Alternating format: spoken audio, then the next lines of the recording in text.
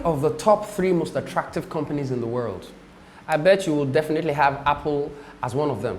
You see, one of the reasons that Apple is one of the most innovative and powerful companies, and of course, economically viable company in the world, is because of their creativity. They have evolved, they have iterated, they're so agile, and they keep coming up with new and novel products that people will pay any amount to get. And wouldn't you like to be like Apple in your own personal space as well? Wouldn't you like to be that one person that everybody keeps gravitating towards? Even when every other person has run short of ideas, they know that whenever they talk to you, something will come out of you. There is a creative juice that you can always spill. And that is why you're here. Creativity can be learned. And that's one of the myths that a lot of us have believed over the years, that you see creativity is only for those that are specially gifted, talented, born with that gift. But that's not true. And that's why you're here learning about creativity today. That is, you can learn how to be more creative than you currently are. And that's why you're here learning about creativity and why exactly is it so important for you to improve your level of creativity. It is because we are getting into a world that is completely uncertain, unpredictable, volatile, complex in its approach or in its appeal.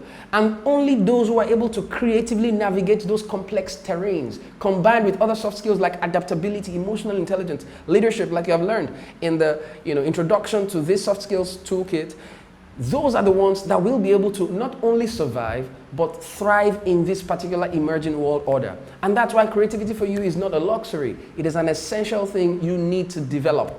Creativity helps you chart a course for the new world order. That is, creativity is literally telling the world that there is something that you have that will compel them to look in your direction.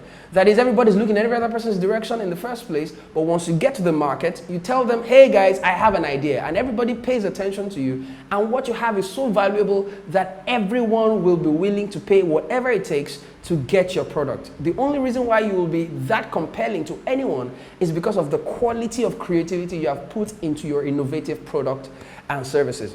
Creativity creates a way in seemingly uncharted territories. That is, if there's somewhere that has not been navigated before, an industry that has not been properly explored before, a creative person can get into that industry, break all the limits, and get to the very top of the market just by its creative innovation. Creativity consistently redefined normalcy. That is, what used to be normal before, creativity keeps pushing the boundaries of excellence and normalcy to such a degree that what used to make sense will no longer make sense right now, just because some people have pushed the boundaries of excellence through their creativity. There were times in our world where a normal phone that could only text and make calls was the biggest deal anyone could get. But right now, it's ridiculous the amount of stuff your phone can operate and do in just split seconds on a click. And that's because phone companies emerged that began to push the frontiers of the features, the number of features a normal phone will be able to do and operate at a time.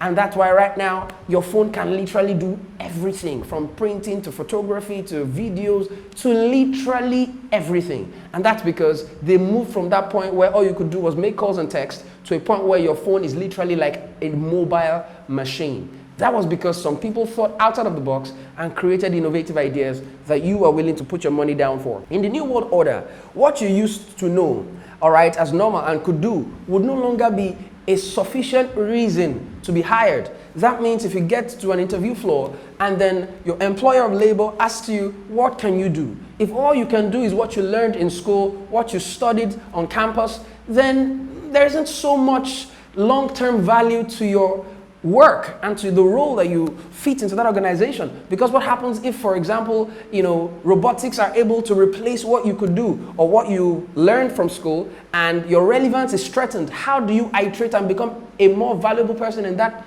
organization without learning these concepts and these soft skills like creativity, adaptability, collaboration, emotional intelligence, leadership, and all these very fascinating and amazing soft skills that make you consistently relevant to your employer, to your own personal life, and in your context, whatever you find yourself. All right, so it is important that you understand that what you studied on campus, what you studied in the university, is not enough to give you an edge in that emerging economy. You have to learn a lot more. You have to be able to combine your hard skills with your soft skills to become relevant and be at the cutting edge of relevance in that emerging world. And that is why it's important, the things we are learning in this particular class. What are the types of creativity? All right, I'll be sharing with you two key types of creativity in this class. The first one is the synthetic creativity. What is synthetic creativity? Now, this is the kind of creativity that any Tom, Dick, and Harry can get involved with. That is, you have a problem context that you need to solve, because creative thinking is what helps to creatively navigate complex situations and problems. You have a problem context that you want to solve, and then your creativity helps you to look for a creative way to navigate that situation. Now, you can adopt the synthetic creative process to deconstruct that problem and find novel solutions to that particular problem.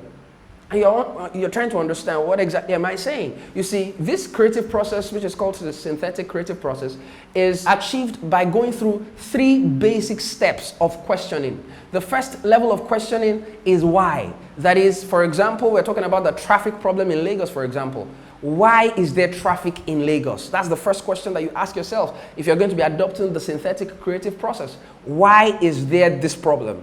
Now, that particular question will help you generate a lot of reasons as to why that particular situation exists as a problem. And then after you're done with questioning the why, then you go to why not. That is, why not we have it in another way? Why not have cars that don't have to go through the road but can fly? Why not have flying taxis? Why not have, whatever it is that you will generate at the level of number one why, whatever you generate at that level, you create answers to address those reasons.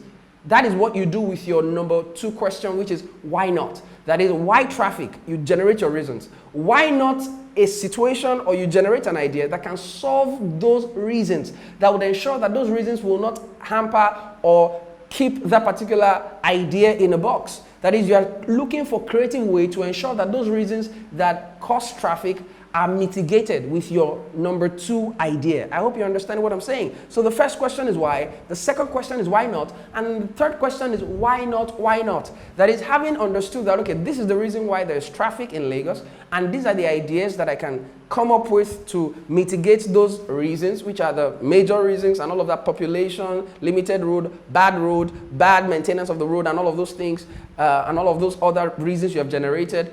The why not helps you navigate that particular problem and say, okay, what if we have flying taxis? Apparently, the airspace is a lot more wider, traffic system than the main road and all of that. Of course, you begin to talk about budget and all of that, but it will create an idea. I'm just using this as an example. That is the traffic condition in Lagos. The third question is why not, why not? That is, those ideas you came up with in your number two why nots.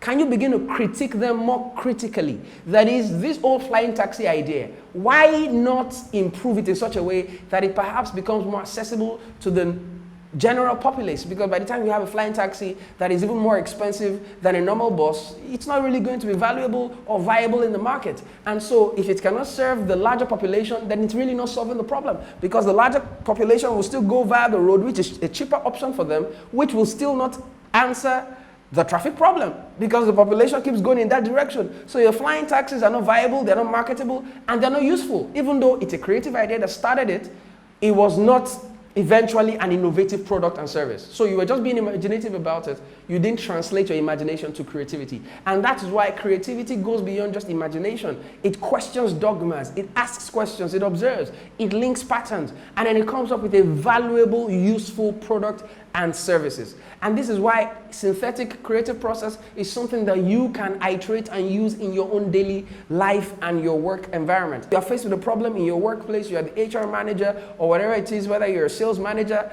Sales have dipped right now. COVID-19 has ensured that nobody is out there, and let's say you service a large portion of customer base and all of that, and it is creative thinking that will help you think, what do you have within your resource base that you can still use and project value to your customers and still give them something valuable even in this period that nobody is really looking for how to get anything luxurious? How do you essentialize your offerings, your value propositions? And it is creative thinking process that helps you be able to deconstruct the problem to a point where you have questioned all your reasons, you've generated all your ideas, and now you have come up with something that is viable, something that is marketable, something that will fly in the market. I hope you understand what I just said concerning the synthetic creative process. Very important. The second kind of creative process is called the intuitive creative process, or the intuitive creativity. Why is this one superior to synthetic? I'll tell you in a bit. The intuitive creative process usually is manifested by those who have tremendous amount of experience and years of study in a particular field, and who have also read wide across fields of study to be able to connect dots in almost unrelatable fields and then bring eureka moments out of their years of study. And I would explain what I mean. Now, for a synthetic creative process, you just pretty much need to be able to question dogmas. Why this? Why not this? Why not? Why not? And then you come up with some interesting ideas that can help you navigate a complex problem. But for intuitive creativity, it doesn't just come like that. You would have to invest thousands and tons of hours into your field. For example, you are into music. You can't just come up with some creative, massive idea after 2 years of playing the piano. No, it doesn't work like that. You must have extensively invested thousands, if not hundreds of thousands of hours into your musical career, and then combined with all the knowledge you have about architecture, about zoology, about music, it is amazing how every single subject matter in this life is related in a very vital and intricately balanced way. That is, music is actually connected with biology in a way that you perhaps have not explored. Architecture is connected with media in a way they have never explored. Every single thing is connected. You see, it is your years of study across several subject matters that helps you come up with striking relative patterns that will make you see the lines of regression around almost unconnected or unrelated subject matters, that will make you see some interesting patterns that you will just come upon, that will just happen on you. And then you call it the voila moment, the aha moment, the eureka moment, and then it just happens on you. But guess what? People that happens to very often are not those who are rookies. They didn't just start their trade today. They didn't start their craft today. They have honed their skills for several thousands of hours. Mozart is known for his amazing work of art in the music industry. But guess what? He did not have anything published until he had spent 16 years learning about music. 16 years, think about that. Imagine how many days of several hours of practice would have produced whatever it is that he was eventually able to publish at the 16th year of his practice.